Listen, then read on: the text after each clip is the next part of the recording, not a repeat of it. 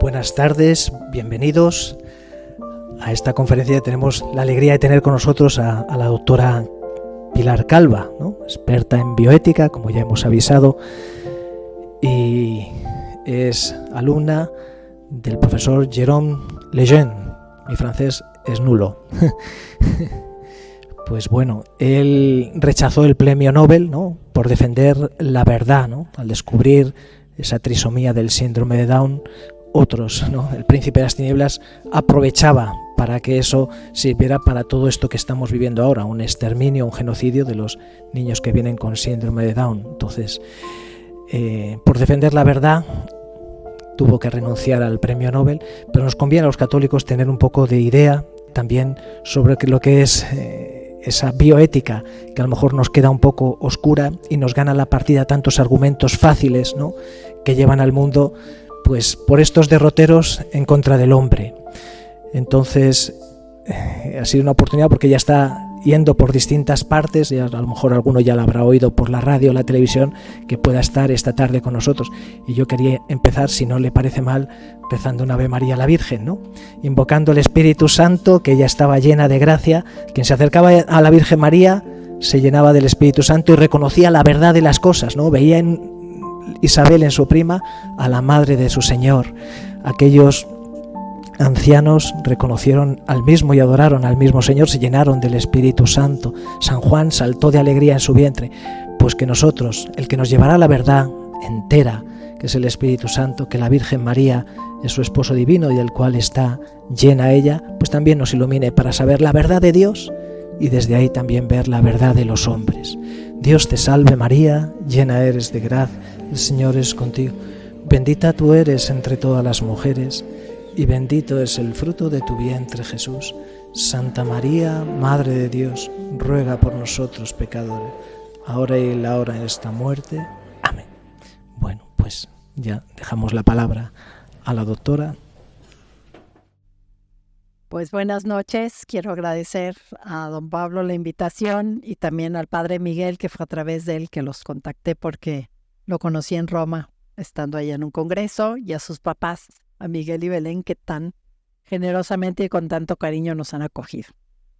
Pues bueno, primero quisiera hacer un breve homenaje al doctor Lejeune. Ya les adelantaron algunas cosas, también voy a terminar haciendo alguna referencia a él. Si me puede pasar la que sigue. Bueno, es el profesor Jérôme Lejeune. Ya dijeron que se dedicó. Jean Landon describió cómo eran físicamente estos niños. Tenían un puente nasal deprimido, ¿no?, sus ojitos oblicuos, sus orejitas implantadas bajas, cardiopatía, dedos cortitos, retraso mental. Pero no se sabía a qué se debía. Y fueron niños muy discriminados en su momento. Mi papá me cuenta, no sé cómo sería en España, pero mi papá me cuenta que en México, en los pueblos, nacía un chiquito con síndrome de Down y lo amarraban en la pata de la cama y no lo dejaban salir en su vida, porque era un deshonor para la familia. ¿Por qué? Porque erróneamente se pensaba que era secuela de sífilis. Y si una familia decidía salir con su hijito, la familia que venía por la misma acera se cruzaba enfrente como no se les fuera a contagiar, ¿sí? Lejeune, siendo un médico relativamente joven para lo que es la carrera de un médico, tenía 32 años, en 1958, aunque se publica en 59, descubre la causa del síndrome de Down. Entonces se da cuenta que se da un cromosoma 21 de más. Todos tenemos 23 pares de cromosomas, 46. Ellos en el par 21, en vez de tener 2, tienen 3. Tienen una trisomía 21. Entonces, él dignifica a estas personas, abre el campo de la genética a que se aplique a la medicina. El padre de la genética es Mendel, Gregorio Mendel, el que algunos estudiamos, ¿verdad? Que regaba los chícharos, un monje agustino recoleto, y hizo sus dibujos de la herencia, ¿no? De las leyes de la herencia. Y Lejeune es considerado el padre de la genética moderna. ¿Por qué? Porque él aplica la genética a la medicina. Entonces, no solamente encuentra que hay unas enfermedades que tienen que ver con los libros de la herencia, con los cromosomas. Él describe la segunda enfermedad también.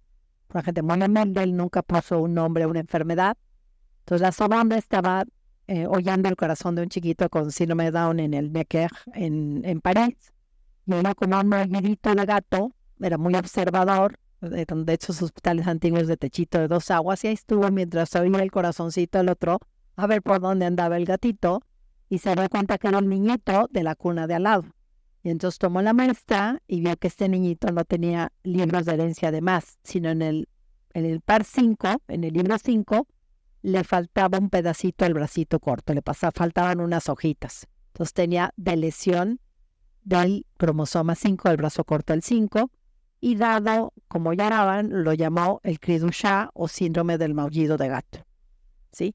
Después ya un otro doctor que describió la trisomía 13 y le puso un nombre propio, el DAL, el síndrome de Patau. Otra describió la trisomía 18 y le puso su nombre, el síndrome de Edwards. Entonces él aplica y dice, hay algunas enfermedades que tienen que ver con los libros de la herencia, con los cromosomas. Pero también encontró y aplicó y vio que el cáncer tiene un fondo genético. Entonces, no que necesariamente es hereditario. Sí hay algunos cánceres hereditarios. Por ejemplo, ustedes les preguntan y sabemos que cuando hay cáncer de mama en la familia, es más frecuente que lo tengan las mujeres, ¿sí? Aunque hay mujeres que aisladamente tienen cáncer de mama. Pero sí, también él aprendió y investigó mucho que hay unos oncogenes, unos genes de cáncer que tenemos, no se oye bien, ¿verdad? Yo también siento. Entonces, unos oncogenes que disparan el cáncer. Haz de cuenta que están encendidos todos los genes al principio del desarrollo de un nuevo ser humano para que hagan hígado y páncreas y pulmón. Ya cuando se desarrolla el pulmón, más separados, ya cuando se desarrolla el pulmón, pues ya se apaga esto, ¿verdad? Sí, está. Entonces se apagan y si se vuelven a encender, crece desordenadamente el tejido y forma un cáncer. Entonces él aplica la medicina. Lo que ponga entre comillas, algunas los leerá, otras no, son frases de él, ¿sí? Él fue bastante poético y artístico, entonces además de un gran científico, describe las cosas de una manera muy bonita, que muchas veces uno se las queda así, aunque hay ciencia atrás. Él dice ahí, la felicidad o la desdicha de un niño con trisomía 21 dependerán del amor de sus padres y del respeto que les brinda la sociedad. Él siempre siguió viendo a las personas que tenían diferentes patologías de cromosomas, las veía toda su vida hasta que se morían, y había gente de todo el mundo que quería consulta con él, y de repente algunos dicen que esperaban meses para que les tocara la consulta, hacían una consulta de media hora y después salían y decían, pues no nos dijo nada nuevo desde el punto de vista biológico, científico, pero cómo nos enseñó a enamorarnos de nuestro hijo, ¿verdad? Y esto cambia mucho esto. Entonces fue alguien que humanizó mucho. La que sigue, por favor. Bueno, ahí está él en una foto muy conocida, ordenando los cromosomas. Entonces una frase de él que dice, veo un cromosoma extra y cuando veo todos los demás, veo un ser humano, ¿verdad? Entonces el hecho de que tenga un cromosoma extra no le quita ver un nuevo ser humano, ¿verdad? Esta es más o menos la foto de la mirada que yo vi. Me tocó, por gracia de Dios, ir a hacer mi tesis de pregrado de medicina, porque mi papá admiraba la medicina francesa, y entonces le escribí, porque quería ir a París, que ahí estaba uno de mis hermanos. Me aceptó, me acuerdo que llegué, y yo lo vi y dije, ese hombre es un hombre muy inteligente. Del seguro voy a aprender muchísimo. Y en ese momento dije, yo lo describí, pero además es muy sabio. Después van a ver que no tenía una palabra en mi léxico, que es la que debí de haber usado, ¿sí? Entonces me pareció alguien muy sabio, Me designa un proyecto de laboratorio de afinar una técnica para diagnosticar la segunda causa de debilidad mental por un cromosoma, que es el síndrome del X frágil. Nunca me ha gustado el laboratorio, entonces no sé si a cara o si él lo tenía previsto, pero dijo, cuando usted no esté en el laboratorio, cuando ya no esté cuando ya no esté en consulta clínica, usted adelanta. Cuando ya esté en consulta clínica, aquí como mi sombra. Más adelante van a ver a la sombra de quién estuvo. Entonces, su ejemplo de congruencia me hizo convertirme. Yo tuve una conversión fuerte con él. Venía de la cultura de la muerte, de imponer anticonceptivos a toda costa. De ahí me seguí hasta estar de acuerdo con el aborto. Nunca hice uno porque estaba muy penalizado en mi país en el principio de los 80s, pero quizás no me hubiera opuesto a hacerlo. De ahí seguí a estar de acuerdo con las técnicas de reproducción artificial, que es el tema que vamos a ver. De ahí en la cascada de la muerte con la eutanasia, etcétera, ¿sí? Entonces, él me convierte a través de su testimonio diario.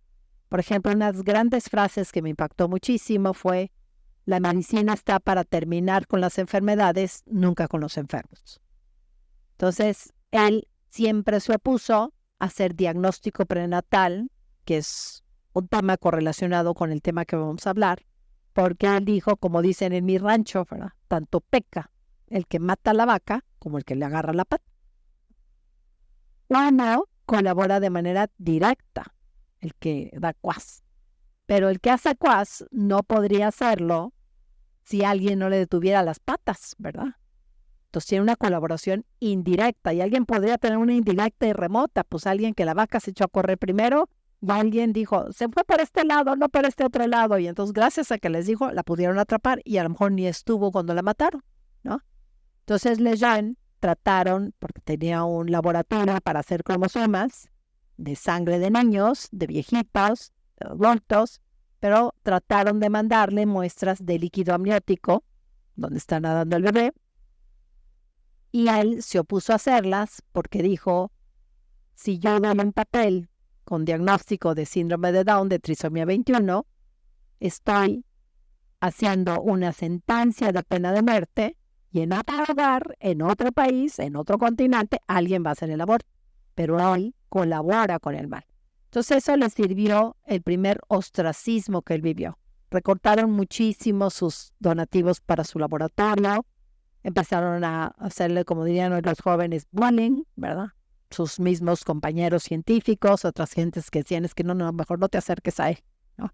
Entonces es una persona. Ya también don Pablo lo dijo, él siendo fiel a la verdad, sabiendo que era un gran genetista. De hecho, mi profesor de genética en México que me mandó con él tenía una mentalidad de hacer diagnóstico prenatal y abortos, pero él no dejaba de reconocer la gran calidad científica del doctor con el que me mandaba a estudiar, ¿no?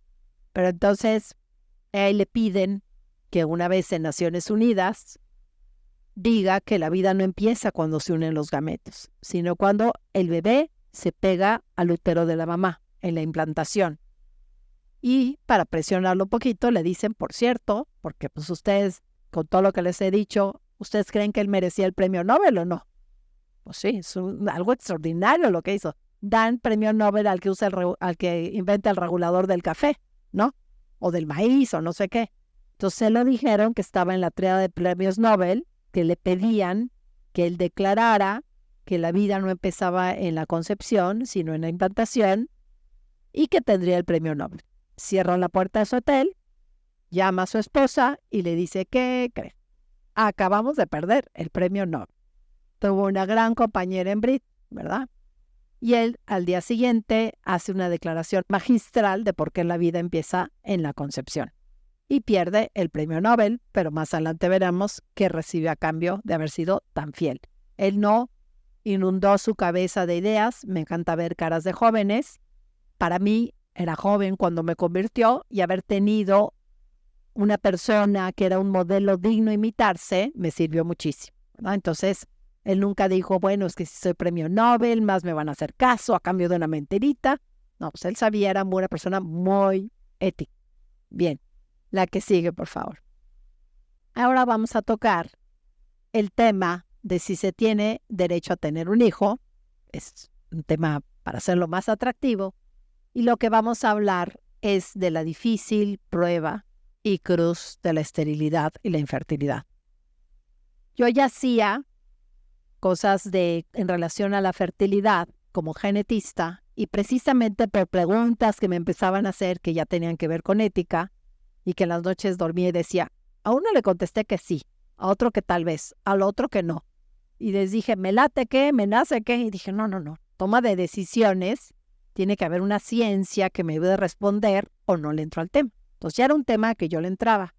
Cuando hay un matrimonio que tiene esterilidad, que es que no se dé la concepción, o infertilidad, que es que sí se logra el bebé, la concepción, pero no nace, no se llevan un bebé en brazos, se pierden abortos espontáneos o se ovita fetalmente, es decir, se muere ya en su etapa fetal o muere a las pocas horas de nacer, ¿sí? Entonces yo ya tenía que hacer un estudio genético para el mismo. Entonces, ahora se llama las técnicas procreación artificial. Al principio se llamaban, asistidas se llaman hoy. Antes se llamaba reproducción artificial y le fueron suavizando el nombre. A veces los médicos somos bastante magos de los nos, ¿no? O los eticistas decimos no al aborto, no a los anticonceptivos, no a la reproducción artificial, no a la eutanasia, y la gente se voltea y dice que se vale, ¿no? Lo que pasa es que siempre en un tipo de conferencias como estas, pues analizamos lo que tiene problemas éticos, no lo que sí se vale.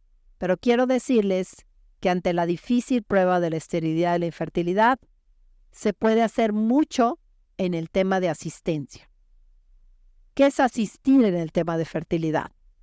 Es, si me pasa la que siga, si hubiera dificultad para que la ley natural sucediera, el varón produce millones de espermatozoides diariamente en su cuerpo a partir de la pubertad hasta la andropausia y deposita en el acto de inmenso amor exclusivo de los esposos en el cuerpo de su esposa, en la vagina, millones de espermatozoides, ¿sí? Como 350 millones de espermatozoides por cada eyaculación. Entonces deposita millones y desde ahí nadan con un flagelito, llevan en su cabecita la mitad del material de herencia, solo 23 cromosomas, en el cuellito llevan su energía para moverse, el ATP, y con un flagelito se mueven unos centímetros, pero imagínense una célula microscópica desde la vagina, tiene que llegar al tercio externo de la trompa de falopio. Y si la mujer se levanta además contra gravedad, es un súper esfuerzo, ¿sí? Puede que llegar a tiempo a la cita, que la acción se da en el tercio externo de la trompa de falopio. A ver si aquí se oye mejor sin que lo estemos bien. Entonces, el óvulo solo es fecundable 6 horas. Es decir, el galán que es el espermatozoide tiene que llegar en un lapso de 6 horas, porque el óvulo sale de la hora 0 a las 6, todavía no está maduro suficiente, entonces no puede penetrar el espermatozoide. De la hora 6 a la 12 puede ser fecundado el óvulo en un lapso de 6 horas, y de las 12 a las 24 vive, pero ya está viejito. Entonces, ¿por qué estamos cada uno de nosotros aquí? Porque hubo una concepción con la información genética de ese óvulo, que una mamá puede hacer 1 trillón de óvulos distintos por su combinación genética, y llegó ese espermatozoide entre trillones de posibilidades, y se dio la concepción en un lapso de 6 horas, ¿sí? Entonces, ¿qué pasa? Que puede haber un sinfín de problemas por los cuales esto no se dé. Por ejemplo, si tengo una mujer en años fértiles, por supuesto, entre la menarca, la primera regla y la menopausia, que tiene un ovario que no ovula, ¿su ovario está enfermo o sano? Pues enfermo. El ovario sirve para ovular y el ovario sirve para hacer de manera cíclica una sinfonía de hormonas en la mujer, primero estrógenos y después progesterona, ¿sí?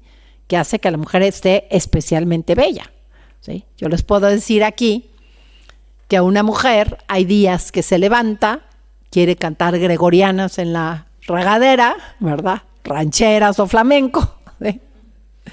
Sale de bañarse, se seca con una toalla y el pelo le queda espectacular, tiene su piel muy sana, sin ningún acné, muy suavecito, y se siente muy contenta.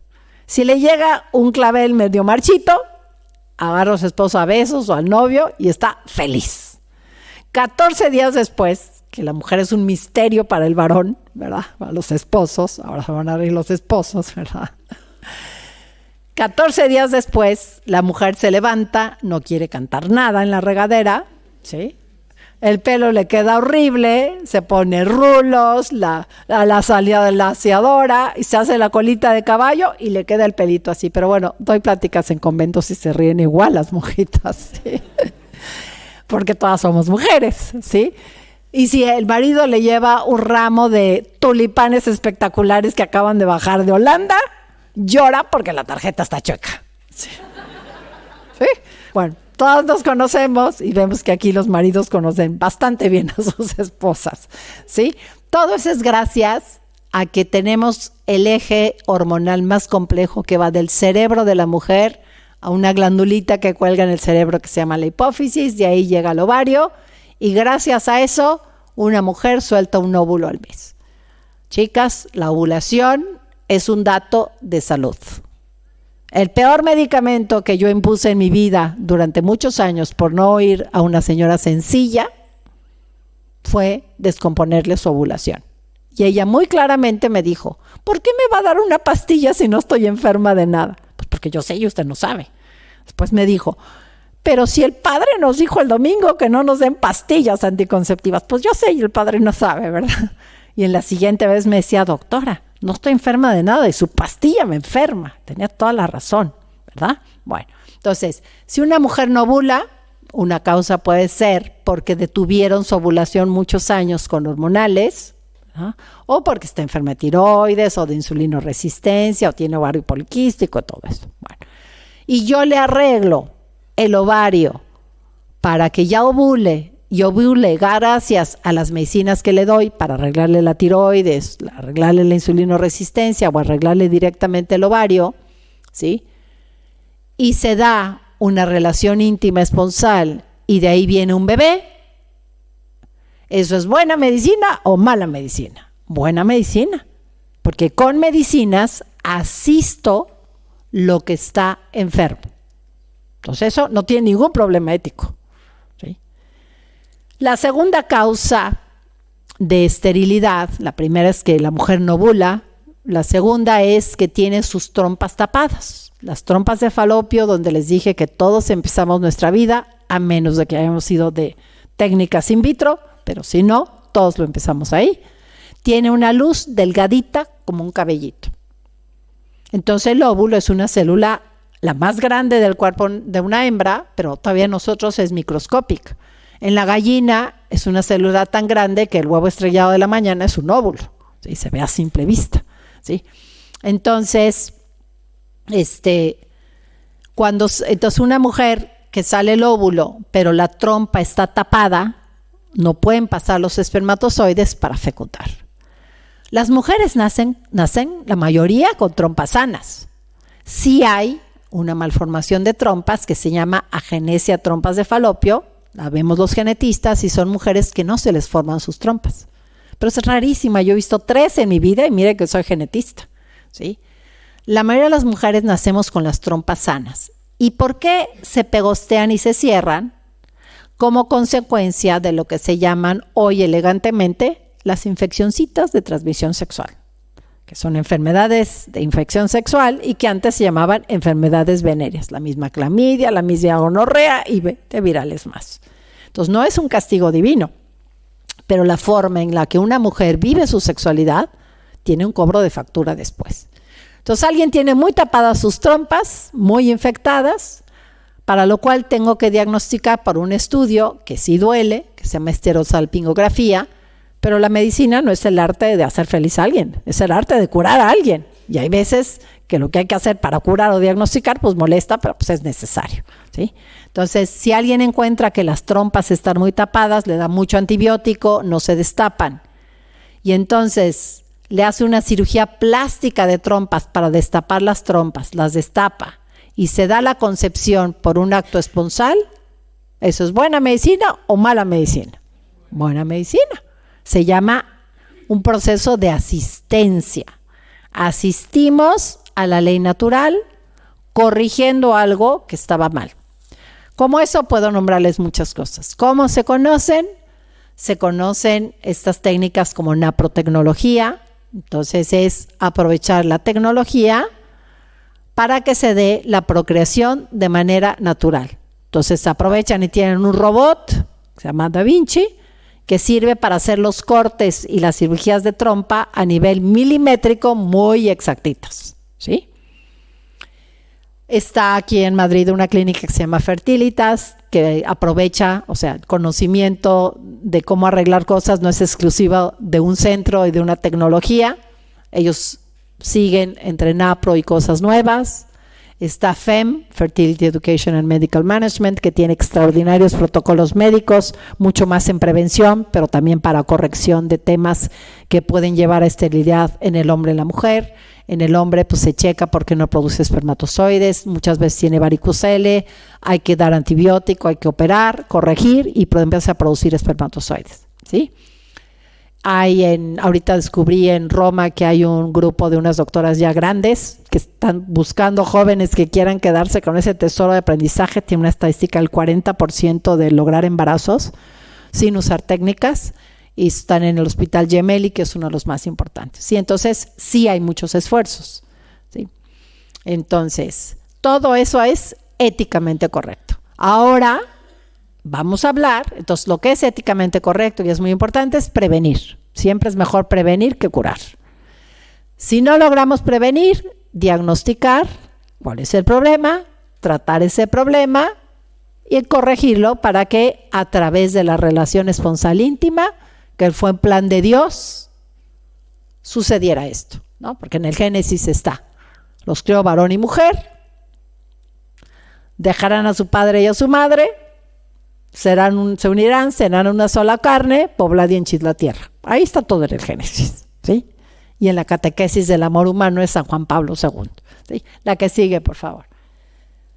Bueno, este es súper importante para este tema. No me da tiempo a revisar, pero bueno, Lejeune es lo que explicó.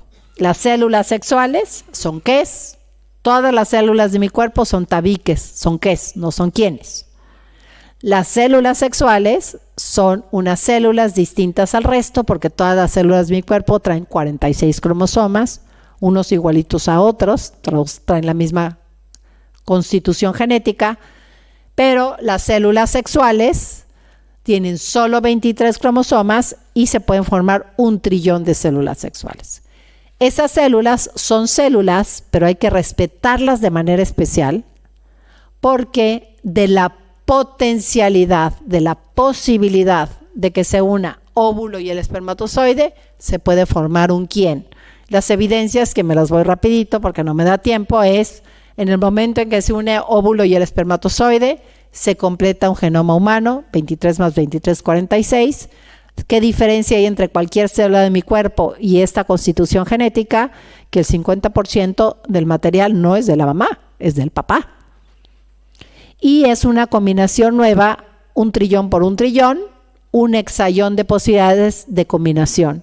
No es imposible que se dé, pero un hexallón es un 1 con no sé cuántos ceros. 1 trillón creo que es 1 con 36 y el otro había que multiplicarlo y sacarlo. Esta genética presente en la concepción orquesta un desarrollo humano. Entonces, ¿cómo se llama el resultado de la concepción? Que ya es un quién, un sujeto. Se le puede llamar un óvulo fecundado.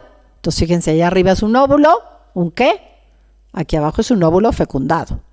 Ya vamos a ver más adelante. No es lo mismo dejar óvulos, que son células congelados, que dejar óvulos fecundados, que son quiénes. Y que ya sabemos desde el primer momento de su existencia que son varones o mujeres, porque ya tienen cariotipo XX o XY. Entonces ya sabemos que es Claudita Sánchez Jiménez o Pedrito Sánchez Jiménez. Ya lo sabemos desde ese momento, ¿sí? Eso va cambiando cuando empecemos a hablar del tema donde se involucran estos actores, ¿sí? El resultado es un óvulo fecundado, se le llama también cigoto, que es nada más durante 24 horas. A las 24 horas ya tiene un cuerpo del doble tamaño formado por 2 células y se le puede llamar también embrión unicelular. ¿Por qué? Porque la etapa embrionaria para todos los tratados de medicina, no es mi opinión, es lo que yo he estudiado en todos los tratados de medicina, en embriología, que es el estudio del desarrollo del ser humano antes de nacer, ¿sí? Entonces, la etapa embrionaria empieza con la unión de gametos y termina al final de la 8ª semana. ¿Por qué se le llama un embrión unicelular? Porque todos, el primer momento de nuestra existencia, tuvimos un cuerpo bien redondito de una sola célula, ¿sí? Después en la vida podemos tener otra vez un cuerpo bien redondito, pero ya es de billones de células, ¿sí? Bueno, entonces es una gran diferencia. Es muy distinto donar sangre, donde dono glóbulos rojos, glóbulos blancos, plaquetas, linfocitos y todo lo que ustedes han visto ahí en la analítica, ¿sí? Que siempre serán glóbulos blancos, plaquetas y glóbulos rojos. A que alguien done espermatozoides, óvulos, porque esas células, con o sin mi conocimiento, hoy o dentro de un tiempo, podrán devenir un hijo mío con alguien más, que quién sabe dónde acabe y cómo lo tratan. Es un asunto muy serio la donación de gametos. La que sigue, por favor. ¿Cuál es la definición? Bueno, perdón, una antes, nada más por reafirmar algo de Lejeune. ¿Me puede echar una para atrás, por favor?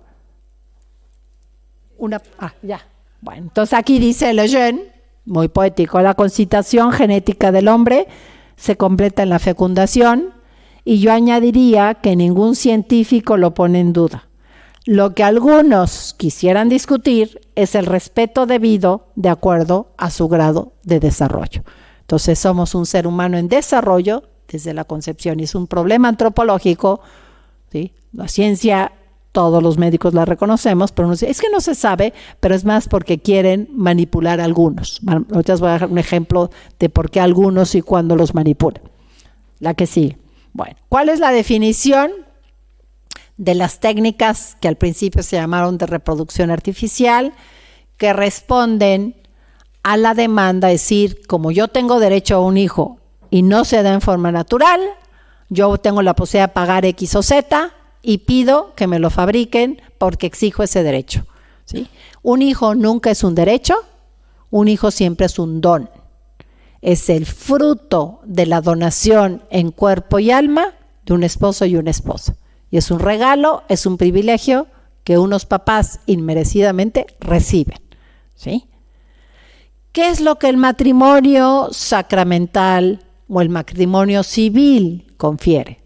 No es el derecho a un hijo, ¿sí? Porque no se casa alguien y entonces el padre les da su acta religiosa y su acta de derecho a un hijo, no. O si se casan por el civil, el juez no les da un acta donde dice, ya ahora tienes el derecho a tener hijos, no. Tienes el derecho a usar el acto natural del cual se deriva el don de la vida. Es decir, que no te acusen que estás en un acto de infidelidad o de adulterio o de fornicación. No, puedes darse ese acto porque ya adquiriste ese derecho, pero el hijo es un don. Incluso si un matrimonio o un prematrimonial me va a ver, los desarmo en todas sus hormonas y su anatomía, yo no les puedo dar un certificado de decir, les aseguro que van a tener hijos, o no, está tan mal que no van a tener, y después me llevo sorpresas. La vida es un don, nunca es un derecho, ¿ok?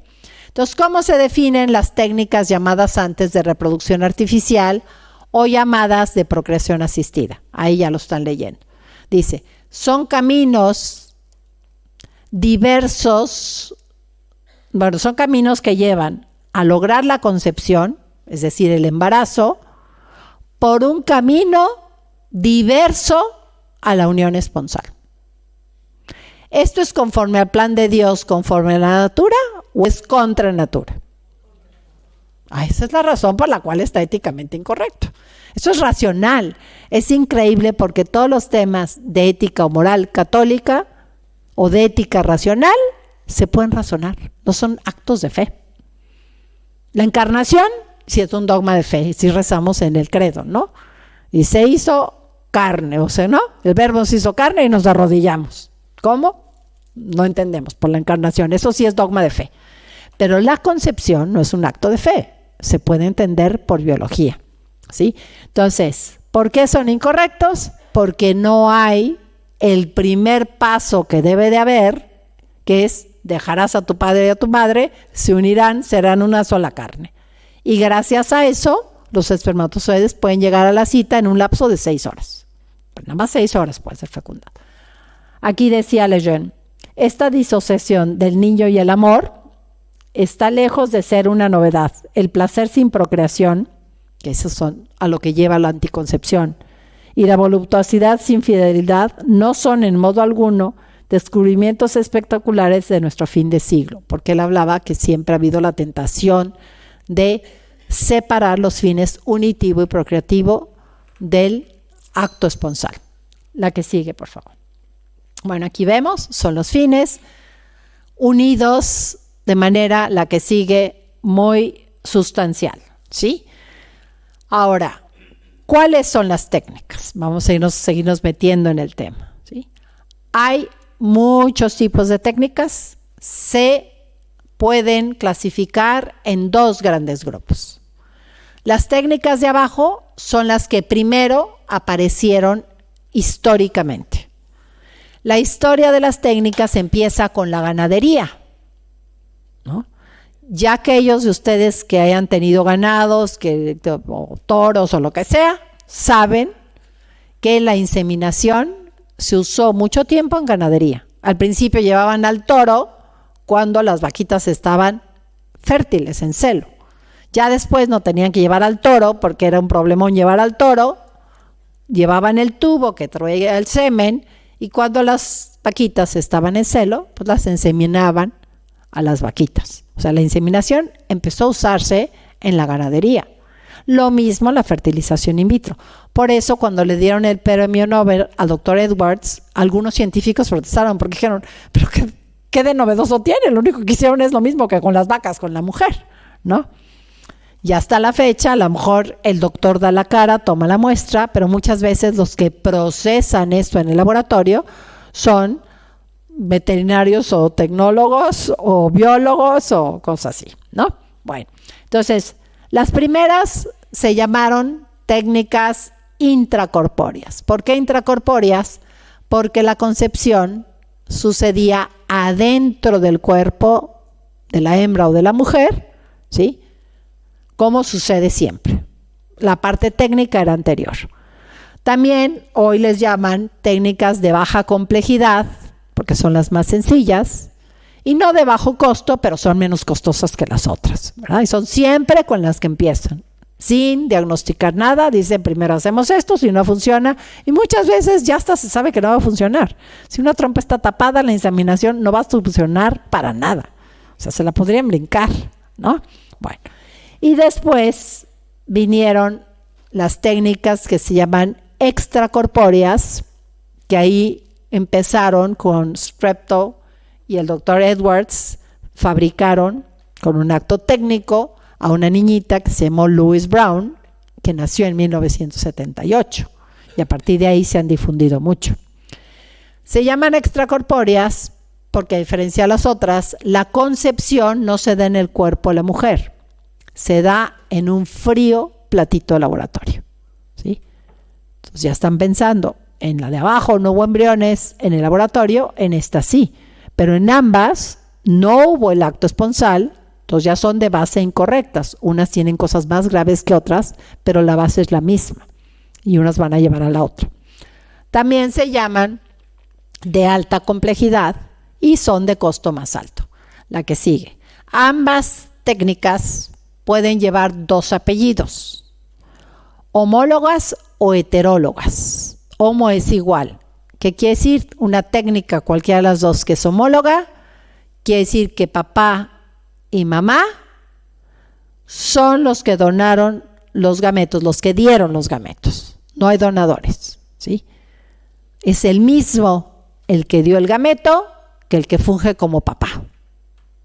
En cambio, en un proceso heterólogo, que en el de arriba solo puede haber donadores de semen, hay un tercero que entra y en cierta manera fractura o afecta el vínculo matrimonial. Porque hay uno que le van a decir papá, pero que si yo le hago un cariotipo, o un genotipo, o una prueba de paternidad, yo digo, no es su papá biológico, es su papá que pues, lo ha pedido, pagó la técnica, le dio su apellido, lo quiere muchísimo, lo lleva a la escuela, pero no es su papá biológico, ¿sí? En cambio, en ese caso, la mamá sí sería. En el caso de las extracorpóreas, puede haber combinaciones diferentes. Donador de óvulo y o donador de espermatozoide, ¿sí? ¿Qué cosa implica un donador de un gameto o un proceso heterólogo? Prácticamente, fíjense, se guarda el anonimato. Sé que así está la ley aquí, así está en mi país, ¿verdad? Entonces dicen, la gente puede saber de qué altura es el papá, cómo es de guapo, no sé qué, pero no va a saber nunca quién es el que donó los gametos, ¿sí? ¿Por qué? Por una cuestión práctica, que el día de mañana el niño no vaya a reclamarle al papá todos sus domingos y su herencia, ¿verdad? O al revés, que el papá vaya a reclamar a su hijo, porque biológicamente es el hijo del que comparte el 50% de material de herencia. Es como yo hago las pruebas de paternidad y ahora de maternidad por todas las técnicas, ¿sí? Médicamente, ¿qué pasaría si varios escogen al mismo Superman guapísimo de donador? Porque pues si hay varios, pues todo el mundo se va a ir por más guapo. Pues si ya vamos a contratar uno, pues mejoremos la especie. ¿Quiénes se podrían conocer? 2 medios hermanos, 2 hermanos de papá, no de mamá, ¿verdad? Y cuando compartimos material de herencia es más fácil que brinquen problemas génicos o malformaciones. Por eso es un pecado, no solamente en la religión católica, sino también en la judía, el incesto, ¿verdad? O el que haya hijos entre hermanos. Para la religión católica no puede haber matrimonio entre padres e hijos, entre hermanos, prohibido, entre primos hermanos con un permiso del tribunal o de la mitra, previo estudio de qué enfermedades hay. Y aún así, cuando llegan a dar, de repente pues brincan malformaciones, ¿sí? Se entiende que no es bueno, ¿sí? Entonces, hay ese inconveniente. Y cuando alguien que es un hijito único necesitaría saber si por ahí tiene un medio hermano o un hermano. Cuando necesite, ¿qué? Un trasplante, claro, muy bien. Vamos muy bien en el sentido común. De aquí tienen que salir ustedes en el sentido crítico, muertos de hambre y de cansancio. Yo la primera, ¿sí? Quiere decir que, ¿no? Estuvimos aquí y se quedan ustedes con algo y no... Pues nada más aquí hubo un discurso, ¿sí? Entonces, en el caso de un trasplante sería bueno saberlo. Entonces es un error el anonimato en la donación de gametos. En la práctica es muy práctico, pero para la medicina no, y es un terreno médico, ¿sí? El que haya una sustitución de algo por otra cosa, ¿cómo se llama en las bebidas? Me adulteraron la bebida. Yo pedí un whisky, quién sabe qué, y me trajeron alcohol etílico de la quién sabe cuánto con un saborizante y se enojan, no, está bebida bien adulterada, ¿no? Sustituyeron una por otra, ¿sí? Nosotros hemos oído el adulterio, ¿verdad? Creo que es el 9º mandamiento, en donde se suple el esposo por otro hombre.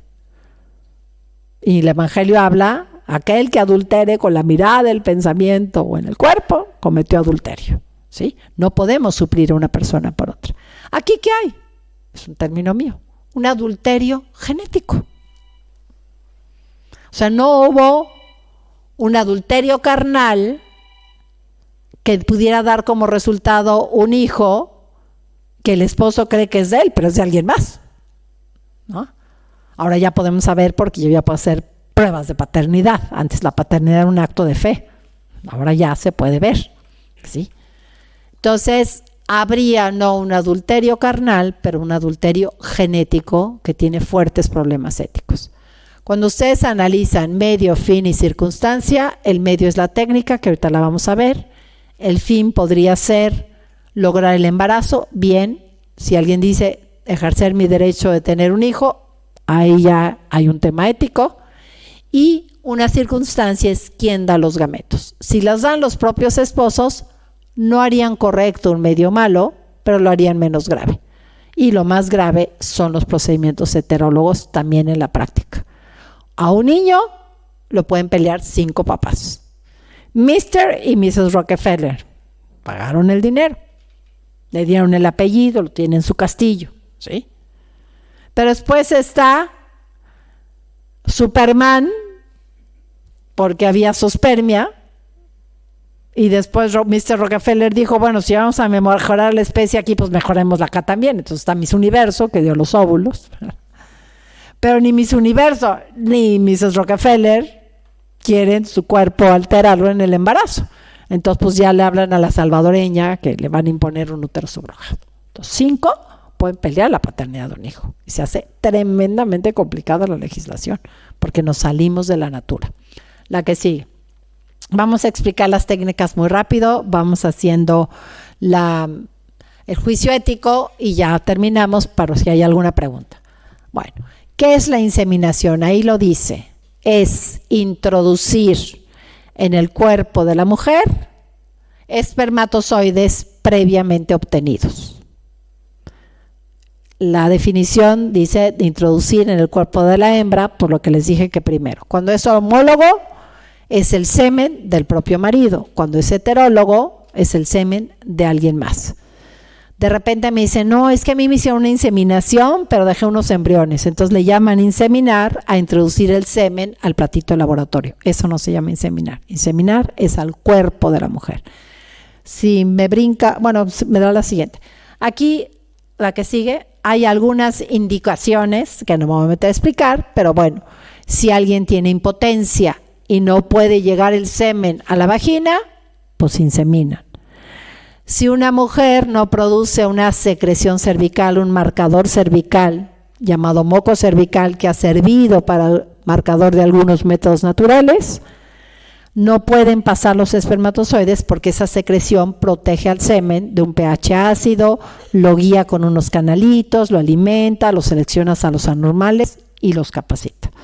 Entonces, ¿cuál es una causa de esto? Otra vez, es una realidad de las enfermedades venéreas. Cuando una mujer tiene cervicitis, produce flujo feo, el doctor se la pasa quemando las ulceritas del cérvix. ¿Y qué creen que quema también? Las glándulas cervicales. Y no hay manera de suplir esto, ¿sí? Otro ejemplo es hostilidad cervical de manera misteriosa, porque hay muchos misterios en la reproducción humana. No sabemos por qué una célula que lleva un material de herencia totalmente distinto al de la mamá, ¿están de acuerdo? Que el material de herencia que lleva el espermatozoide no es el de la mamá.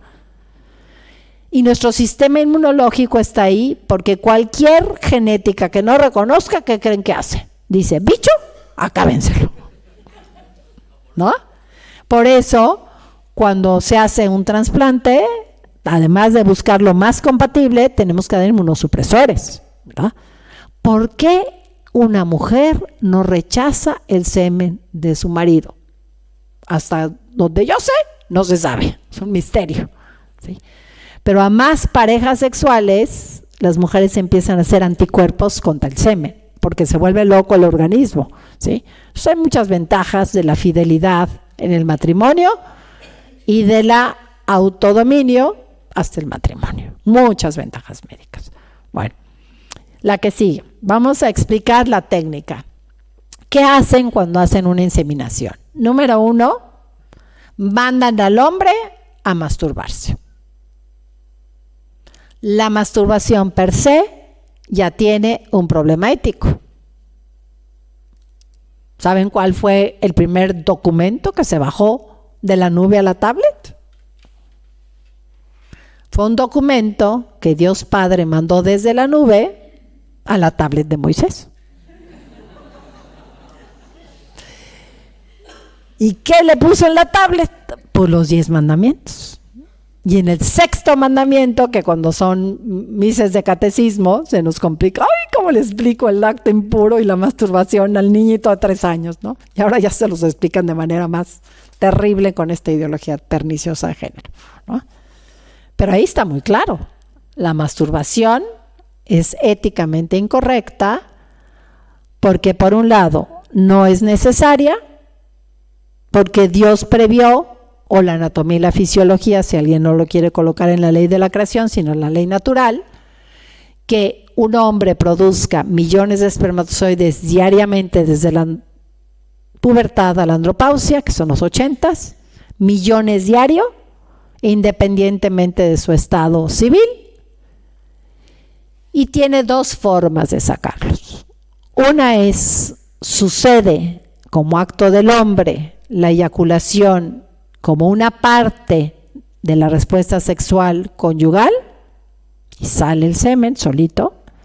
Y si no está casado, porque es célibe por el reino de los cielos, nuestros sacerdotes, monjes, ¿no?, consagrados, o porque está soltero, viudo, o lo que sea, o es jovencillo, solito, cada mes los depósitos se vacían solitos, sin que el hombre haga nada, mediante lo que se llama la pulsión nocturna. Entonces no es necesaria la masturbación. Eso es una gran deformación de la psicología, ¿sí? No es necesaria la masturbación. La masturbación no es un acto del hombre, es un acto humano, enjuiciable por la ética, porque no sucede, se hace. Y está definida en los tratados de psicología como la manipulación de los genitales para obtener placer, y de paso se da la eyaculación, ¿sí? Entonces siempre va a ser incorrecta. Ya ahí hay un problema, ¿sí? Aunque sea para obtener muestras, que no sea solo para placer. Segundo punto, una vez que se tiene el semen, se capacita, se le hace madurar en el laboratorio porque no pasó por el cervix, por el moco cervical.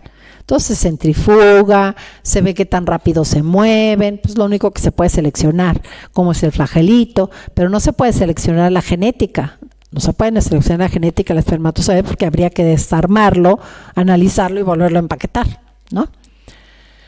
Tercero, se mete este semen previamente obtenido por masturbación, pasado por capacitación en una jeringa, y este momento se llama inseminar. Se introduce el semen, de ahí viene inseminar, en la vagina de la mujer, si no se podía dar el acto esponsal, del otro lado del cervix para brincarse todo ese problema de los anticuerpos y el pH ácido, o si están muy débiles los espermatozoides, se meten hasta dentro de la trompa. Y ya solito se da la concepción. ¿Qué es lo que falta en esta técnica? El acto esponsal, la unión de los esposos, nada más. El que dejarás a tu padre y a tu madre serán unos en la carne. Esa es la razón por la cual está mal, objetivamente mal. No tiene que haber embriones para que esté mal.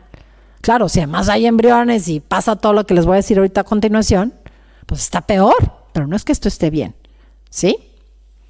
Queda claro cuál es el problema ético. Entonces, la técnica en sí, que es el medio, es éticamente incorrecta, porque no hay relación íntima esponsal.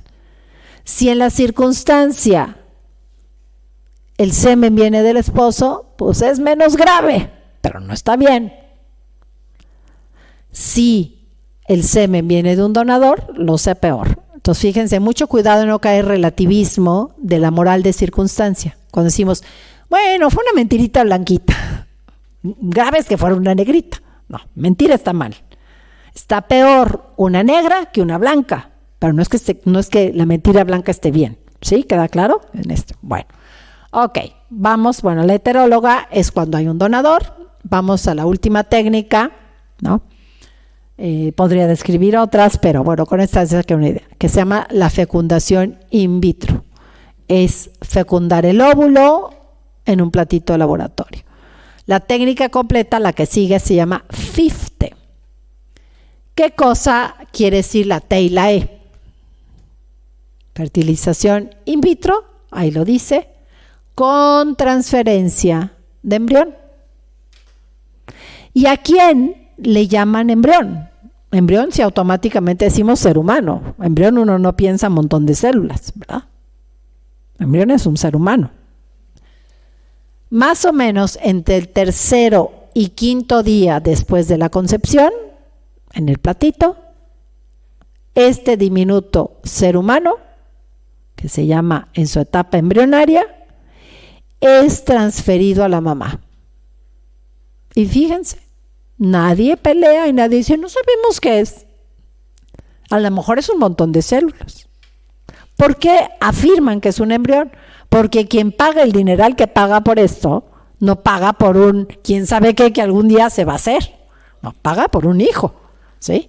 Entonces, porque conviene al marketing, sin duda, le llaman embrión. Esta es una ruin manipulación del lenguaje. ¿Y qué pasa en la píldora del día después? En la post-day, la anticoncepción de emergencia.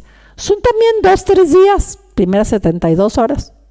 Y entonces dicen, pues que la tome, pues quién sabe qué trae adentro, pero no es un embrión, no es un, ¿no?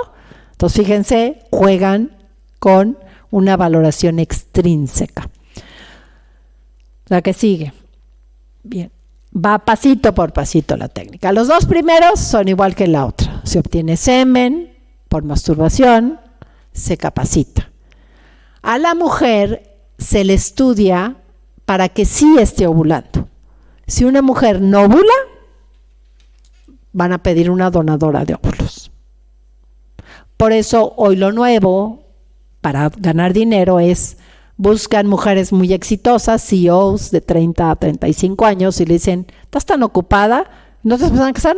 No, yo estoy feliz así. Bueno, ¿y qué tal que un día piensas que sí? Ya se te envejecieron los óvulos y tiene dinero para pagar todo el dineral que le van a cobrar. ¿Qué tal que tomamos unos, te los congelamos por si algún día? Ya la empezaron a enganchar en las técnicas. Y ese algún día puede ser con un marido o nada más con un donador de semen. O sea, si se abre la puerta, uno la puede pensar toda la combinación que quiera. ¿Sí? Entonces, aquí, ¿qué se hace a la mujer que sí ovula? No se le estimula, fíjense. La que tenía descompuesto el ovario, le di una sustancia para que empezara a ovular. ¿Queda claro? Es una asistencia. Aquí el ovario sí funciona, sí ovula, 1 al mes. ¿Necesita una medicina o no? No, está sano. La ovulación es un dato de salud y si ovula, entonces está saludable de su ovario. Y le damos esta misma sustancia, más dosis, porque aunque esto lo pueden ver en cualquier centro de técnicas, si explica las técnicas, se van a cualquier journal científico y en la metodología explica lo mismo que puse aquí sencillito, ¿sí? Y entonces, ¿qué hacen? Hiperestimulan a la mujer. ¿Por qué? Le forzan su ovario. Porque quieren capturar 8 a 10 óvulos, es decir, quieren que ovule como perrita. Las perritas se ovulan 8 al mes, las ratitas ovulan 20. Pero los elefantes, nosotros, los delfines, 1 al mes, raro 2, ¿sí? Entonces le hiperestimulan, ¿verdad? Eso ya tiene consecuencias de salud para la mujer, ¿sí? Porque no está. ¿Qué hay de terrible? Ahora hay una nueva explotación de la mujer. Hay todo un movimiento en Estados Unidos con Jennifer Lal, que estuvo conmigo ahora en Roma en el Congreso de Bioética de Lejeune. Ella hizo un movimiento que se llama exploitation. Entonces ahora buscan mujeres guapas que tengan un coeficiente alto, pues se van a las carreras de medicina que salen muy caras, tienes mucho deuda. ¿Qué tal que nos das unos óvulos y te damos un dinerito? ¿No? Entonces, la mujer siente que hace un bien, no se da cuenta que va a dejar en manos de no sé quién, uno de sus hijos, porque ya va a dar la mitad material de herencia, si es la mamá biológica, ¿sí? Aunque no sea reconocida, y tienen graves problemas con sus ovarios y con su salud, incluso pueden llegar a morirse, ¿sí? Bien, porque forzan sus ovarios, ¿ok? Entonces, ¿qué pasa cuando sucede la ovulación? Si ven un video de la ovulación, van a ver que se hace como un volcán, pues se hace delgadito donde va a salir, y sale un líquido que trae contenido, habitualmente el único óvulo, y ¡paz!, lo cacha la trompa para que lo espere, para que lleguen los galanes, que son los espermatozoides. En este caso, es el volcán, se mete un laparoscopio, se aspira el líquido folicular y en él pueden ir contenidos 1, 3, 8, 10, que son los que se quieren, pero a veces la respuesta es muy pobre y son solo 3. Y el máximo en algún paciente que yo he tenido, le jalaron 30 óvulos. Y van a ir viendo ahorita qué va a ir pasando, ¿sí? Ese es el máximo número que yo he tenido con alguna paciente, que he tenido que resolver los permisos de otras gentes. Entonces a mí me llegan después a que les resuelva qué vamos a hacer éticamente con lo que ya pasó, ¿sí? Entonces ponen en un platito de laboratorio, me da lo mismo si es caja de Petri, video de reloj, matraz, lo que sea, ponen un medio de cultivo a la temperatura de la mamá, que es 36 grados, ponen el líquido folicular con todo lo que traiga. Hasta ahorita no se les ha ocurrido hacer una pipeta contadora que diga tling, tling, tling, 3 y no más esos, o 10, ¿no? Meten todo el líquido. Y ponen aproximadamente, dice la literatura, entre 80,000 y 100,000 espermatozoides por cada óvulo. Vamos a dejarlo en 100,000 por 10, es 1,000,000. Entonces, ahí es donde ponen, es 98.5 eficaz, ¿sí? De que este espermatozoide fecunde a lo que tiene al lado, pues no tiene que nadar, ¿no? Entonces, si obtuve 10 óvulos, ¿cuántos embriones se van a formar? 9.85. 10 embriones, que son 10 diminutos seres humanos. Si había 20 óvulos y 1,000,000 de espermatozoides, ¿cuántos creen que se van a fecundar? 20, y tendremos 20 diminutos hijitos. Unas son Clauditas y otros son Pedritos Sánchez Jiménez. Si pongo 30, van a ser 30, ¿sí? Entonces, lo que ya tenemos a partir de este momento no son 2 células sexuales aisladas, ya son, para la genómica, la epigenómica, la biología molecular, diminutos seres humanos, hijos de unos señores, ¿sí? La que sigue. Entonces, muy importante. Después, tienen que regresar solo de 3 en 3. ¿Por qué 3? Tiene una lógica. Porque dicen, es que si ponemos 1, hay menos posibilidades de que pegue alguno que si ponemos 3. Y si no, pues tenemos que estar volviendo a hacer todo. Pero si llegan a pegar los 3, que nadie puede saber si sí o si no, son trillizos, todavía es un embarazo llevadero. A más número de bebés en una mamá, que no está acostumbrada más que de uno en uno, se vuelve más riesgoso el embarazo para la mamá y los bebés. Ustedes han visto cuando se forman septillizos, pues un septillizo se muere, otro nace con algún problemilla, la mamá se la pasa dura en el embarazo y en la cesárea, no puede ser parto, ¿sí? Por eso se les ocurrió el mágico número de 3. Pero tenemos 9, o tenemos 30, o tenemos 20. ¿A cuáles escogemos?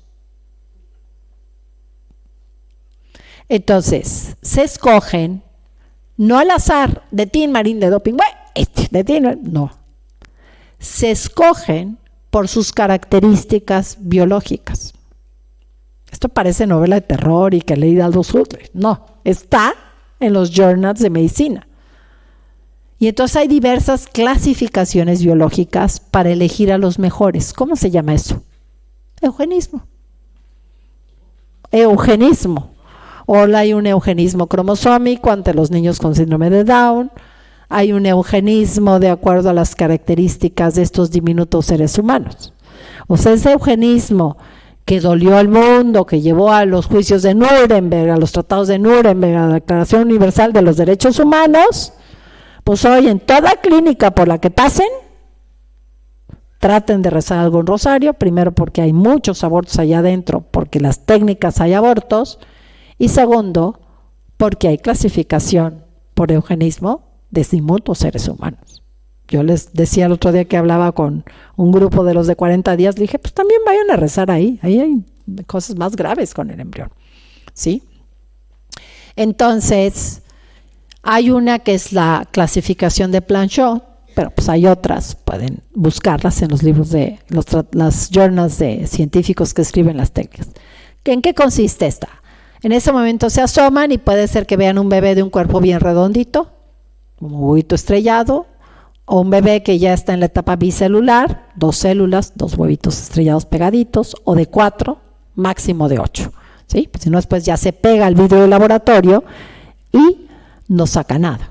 Algún día mi hija me dijo, mamá, ¿escuchas lo que estás diciendo? Yo decía, ay, se pega el vidrio del laboratorio. Pues sí, que habitualmente se pegaría al útero de la mamá después de su viaje, pero aquí como lo que al lado es un vidrio, pues se pega el vidrio y no saca nada de ahí. ¿Sí? Entonces, ¿qué pasa si está perfectamente bien hechecita la membrana nuclear y la membrana citoplásmica? Grado 1, digno de vivir. Es como ese que bajaban del tren y estaba re fuerte, lo mandaban a trabajar a la mina. Si un bebé tiene la membrana nuclear bien y la citoplásmica medio deshilachada, es grado 2, mándalo a la mina, está todavía fuerte, está bien. Si es grado 3, tiene la membrana citoplásmica deshilachada, la nuclear deshilachada, la citoplásmica bien, yo creo que a la cocina. Pero ya prontito ya lo vamos a desechar porque pues no, está defectos son. ¿Sí? Y nada más desde la membrana, no puedo estudiar la genética. Y si tiene deshilachada la membrana nuclear y citoplásmica para la clasificación de Planchot, es grado 4, desechado, como si fuera cosa. Por eso era tan importante que quedara claro que casi un premio Nobel lo explicó de manera brillante, pero no es nada más para él, para todo el libro de embriología, de bioquímica, que la vida empieza en el instante en que se unen el óvulo y el espermatozoide. Si es de un acto amor, sería lo mejor, pero si es de un acto violento, también se forma un ser humano, y si es de un acto in vitro, también. ¿Sí? Bueno, entonces, de los 3 que pasan, pues ¿cuántos se implantan? Es el 60% de 100,000 bebés que se transfieren, porque se suman diferentes centros. Entonces la mortalidad es muy alta. Entonces mueren más bebés. A veces para que logren que haya un bebé en brazos, sacrificaron a 20 hermanitos. Yo suelo decirles, a ver, yo sé que ustedes tienen un valor grandísimo a un hijo precisamente porque tienen esa prueba. Pero imagínense que finalmente tienen 8 y se viene una hambruna terrible. Y les dicen, si tratas de sacar adelante a los 8, no se va a lograr ninguno. Mira, vamos a hacer una cosa. Tú escoges a uno y ya, tú no vas a hacer nada más. Tampoco vamos a ser tan sádicos. Me dices cuáles 7 no, yo me los llevo un día de campo y los desaparezco. ¿Qué papá sería capaz de hacer eso? Bueno. Después, ¿qué hacen con los X número que no se van a transferir en ese momento? Si los mantienen en el platito de laboratorio, se siguen desarrollando, se pegan al vidrito de laboratorio y se mueren. Entonces, existe la tentación de congelarlos. Entonces, están las cámaras de criopreservación, el congelamiento de embriones, que casi todos los centros lo tienen. Yo, de mis mejores amigos liberales de mi adolescencia y mi juventud dedicada a otras cosas, pues hoy tienen los grandes emporios de las fertilizaciones. Y he ido a platicar con ellos, pero cuando dicen, vamos a las cámaras de criopreservación, me paralizo y digo, ahí no puedo entrar. Porque sería expectar, como dice Lejeune, campos de concentración, donde lo que está detenida es la vida o el tiempo. La vida no, porque habría un milagro más espectacular que el de Lázaro. Lázaro fueron 3 días, ¿no? Aquí imagínense que alguien no está vivo y le resucitan 5, 10, 15 años después. Estos diminutos embriones, claro que están vivos, pero están detenidos en el tiempo. Por eso avanza el tiempo tan despacito, que no pasan de ser de un cuerpito de una célula a 2 o de 2 a 4. Están como si dijeran, engarróteseme ahí y ahí se quedan. ¿Sí? O sea, a mí me parece espeluznante. Y soy biólogo, médico.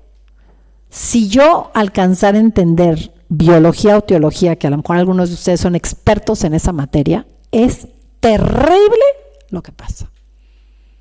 Me da lo mismo si hay 1, 1000, 100,000, 1,000,000 o 1,000,000,000, porque todo el mundo. ¿Y cuántos hay? No sé, pero por 1 vale la pena esta consideración. Pero no es 1, ¿eh? Generalmente se van quedando como los 9 por 1 que nace, y si no nacen, pues a lo mejor 20, 30. Y si a lo mejor no quedó claro, pensó que eran 9, pero a la vez dejaron, ¿sí? Que fue lo que pasó con una mujer en Estados Unidos que me escuchó en un gran auditorio así de esos gimnasios de colegio. Después entendió lo que había dejado, que no eran óvulos a secas, sino eran hijitos. Entonces fue al otro estado donde se lo había hecho y le dijeron que le fecundaron 30, que le habían pasado 3, que ya no había regresado y tenía 27. No tenía 27 bíceps congelados, no tenía 27 células congeladas, tenía 27 hijitos congelados en el tiempo. El congelamiento se hace pasar de 36 grados a menos 196, por eso no se pueden llevar a un congelador comercial, son cámaras de nitrógeno. Ese procedimiento es muy agresivo, como es un acto humano. Si no lo resiste el bebé y se hace un cadáver, no se muere, lo mataron.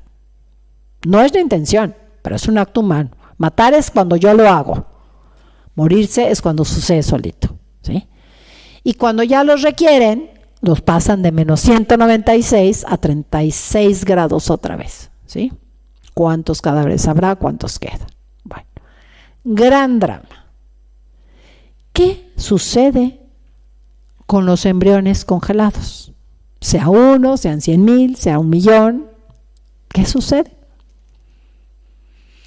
Hay 2 documentos del magisterio que tocan este tema. Uno se llama Donum Vitae, hecho en la época de San Juan Pablo II, firmado por San Juan Pablo II, por la Congregación de la Fe, que ustedes, bueno, hoy es la doctrina de la fe, es aquel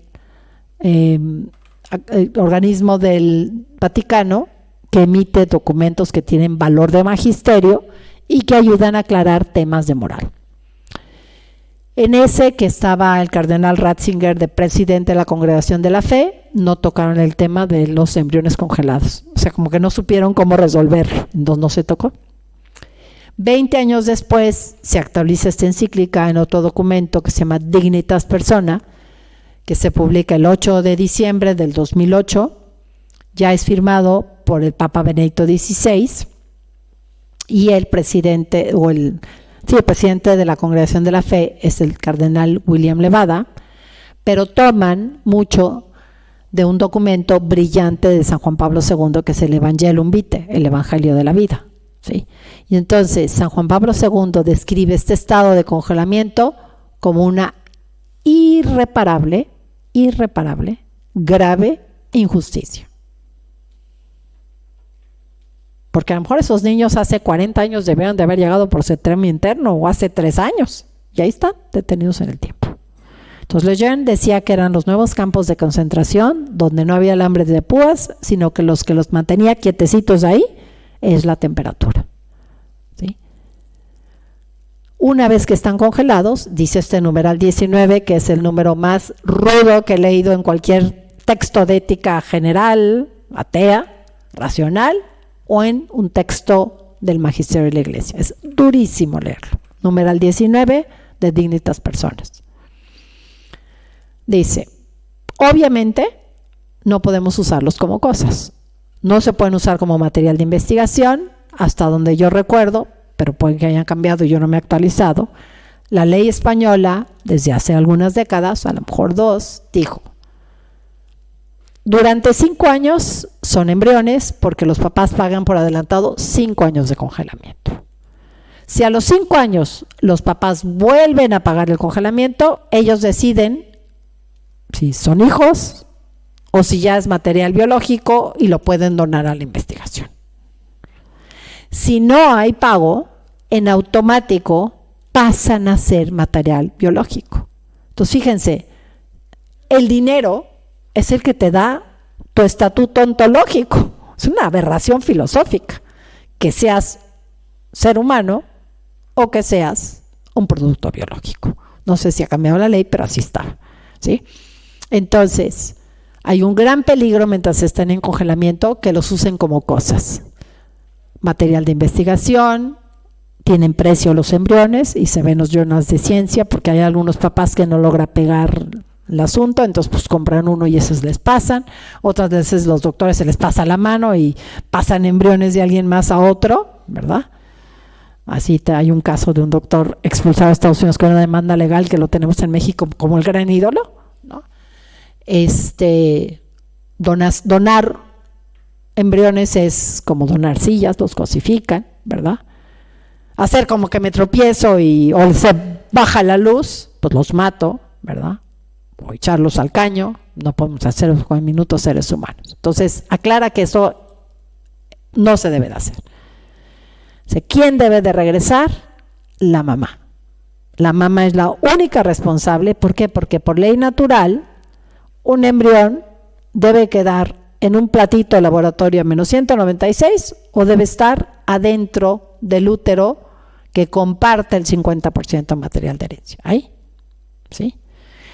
Y ahí sí toca la adopción de embriones cebrantes. Dice, aunque parece una loable intención, la adopción prenatal de embriones para salvarlos de esa grave injusticia, no es correcto, por lo mismo que no es correcto ni los procesos heterólogos, ni los úteros subrogados.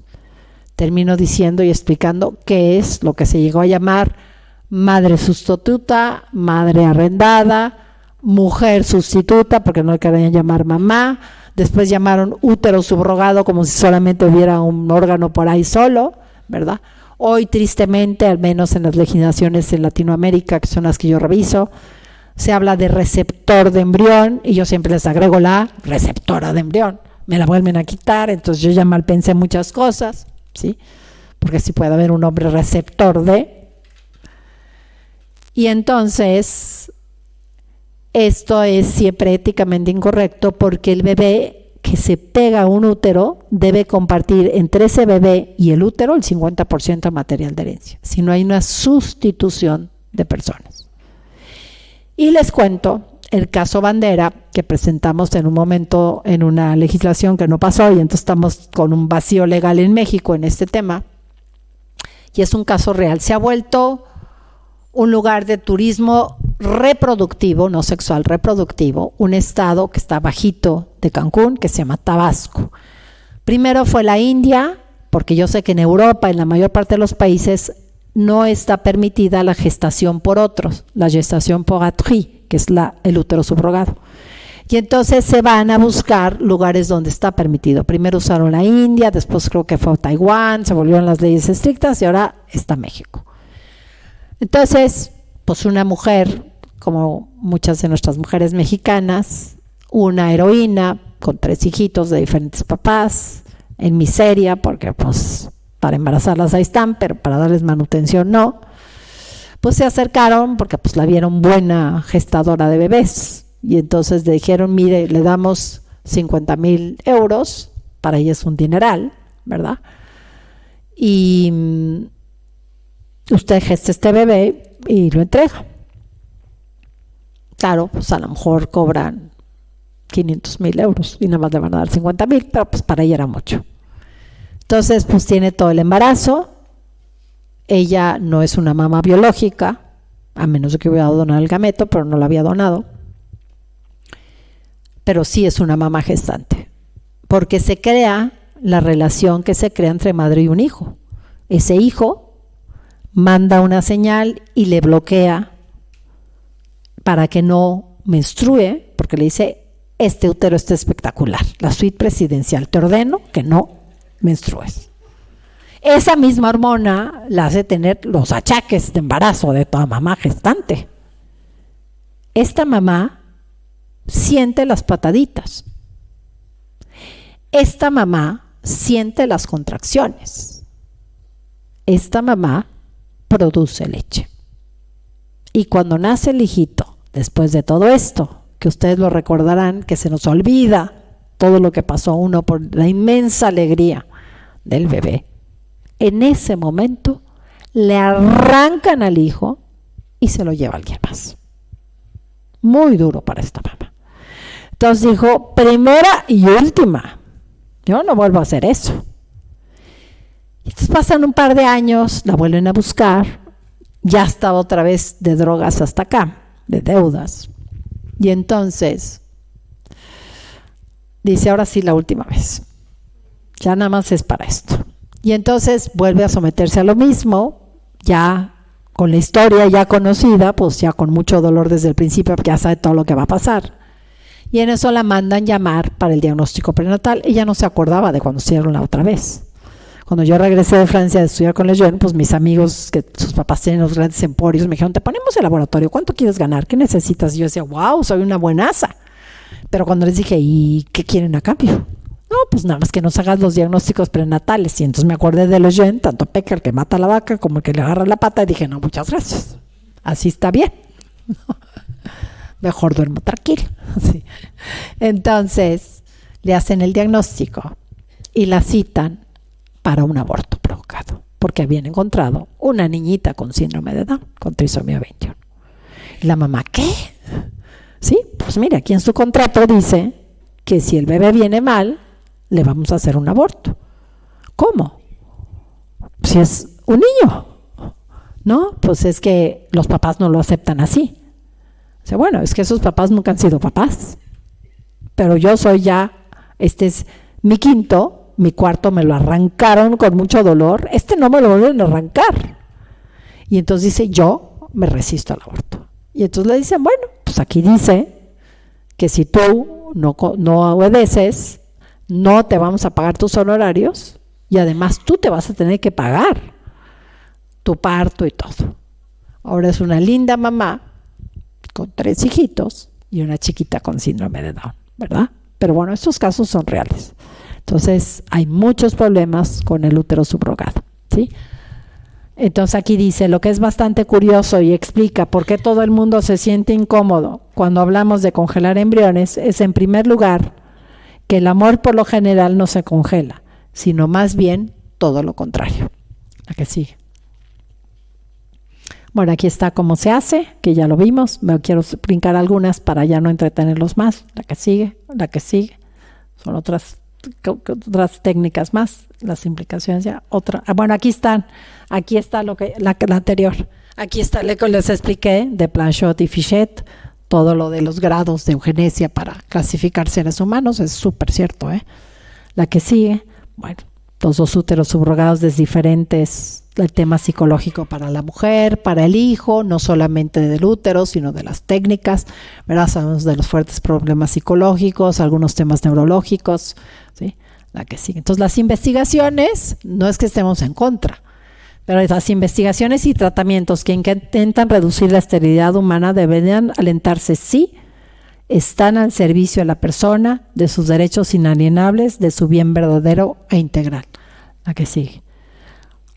Entonces, algunos procesos que vale la pena hacer, que se valen hacer, ya los había tocado, ¿no? No es que no se valga nada, pero todo aquello que no suple el acto esponsal. La que sigue, el hijo no es un derecho, sino un don, es una persona y no un objeto de propiedad, no al derecho al hijo. La que sigue. El matrimonio confiere el derecho a usar el acto natural exclusivo a los esposos, del cual se deriva el don de la vida. La que sigue. Solo el acto esponsal garantiza el trato como sujeto en la concepción de una persona humana. La que sigue. Bueno, vámonos un poquito más. Nos vamos más. Ok, síganse un poquito más. Quiero llegar. Ok, la que sigue. Bueno, quiero terminar diciendo que Lejeune perdió el premio Nobel, pero él muere en el 94, por eso vine esta vez a Europa, porque me invitaron a un congreso en Roma para homenajear los 30 años de fallecidos de Lejeune. Muere en el 94. Y en el 2004 el cardenal Angelini abre su causa de beatificación. ¿Por qué? Porque supo volar con el ala de la fe y la razón. ¿Se imaginan a la sombra de quién estuve? Y el talento y lo que me van a preguntar en mi juicio final. Si te dijimos y te enseñamos con el mejor, ¿cómo nos fallaste? ¿Sí? Entonces, y el 21 de enero del 2021, plena pandemia, es elevado a venerable. Y es muy interesante porque enero en italiano es gennaio, se abrevia gen, entonces 21, gen 21. Así salió, ¿verdad? Siempre cuando se escoge una frase, y aquí la dice, ¿verdad? Una frase guiará nuestra conducta, la mismísima palabra de Jesús. Cada vez que lo hicisteis con uno de estos mis hermanos más pequeños, conmigo lo hicisteis. ¿Qué tal para el tema, Pero también es en el área ética de que no podemos escandalizar a los que son como niños, que son generalmente la gente bien sencilla, que tiene una claridad ética impresionante, ¿verdad? Los invito, si quieren, ¿sí?, a poder rezar la oración de venerable. Ahorita están de oferta los milagros, esperamos, porque necesitamos uno para llevarlo a los altares y vuelva yo a venir, ¿verdad? La siguiente vez espero que un curso un poquito más largo, porque esto es un aperitivo de tequilita y chicharrones, pero se quedan con el 1%. Necesitamos hacer un curso un poquito más largo, ojalá pueda llegar a algún seminario, jóvenes, ¿sí? Entonces, si quieren, leemos la oración. Oh Dios, te damos gracias por el don que nos has hecho a la Iglesia, la persona del profesor Jérôme Lejeune, incansable servidor de la vida, cautivado por la belleza de sus pacientes, en quienes veía el rostro de Cristo, puso su inmensa inteligencia y su ardiente caridad al servicio de la vida humana. Apóstol de la verdad, dio testimonio del vínculo armonioso entre ciencia y fe, empleó su profundo conocimiento de la vida y de sus secretos para el verdadero bien del hombre y de la humanidad.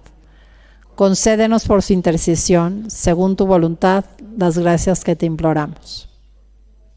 En la esperanza de que pronto sea contado entre los santos. Amén. Y ahí tienen los datos. Si tienen algún milagro, por favor no dejen de comunicarlo para que muy prontamente lo veamos en los altares. Quiero decirles ya para terminar que con mucho gusto les he dado esta conferencia. No podría dejar de hacerlo porque pues, es una manera de agradecer lo que yo recibí con Lejeune, y lo más importante fue pues que me convirtiera, ¿verdad? Mi conversión. Más sin embargo, entonces estoy dejando en las dos puertas de entrada las tarjetitas con la oración. Pido que todos pasen, las recojan, ¿sí? Si faltaron, pero yo creo que si me traje suficientes, me quedé con algunas, las dejo aquí con Miguel y con Belén, ¿sí? Y dejé una pequeña canastita. Yo hice esto con toda la alegría del mundo, con toda la entrega del mundo, pero si alguien quisiera dejar una ofrenda, es bien recibida. ¿Para qué la voy a usar? Primero, es muy importante, ahora me dicen, es que los jóvenes ya no quieren estudiar. Sí, claro, un joven pregunta, ¿cuánto voy a ganar en esa carrera?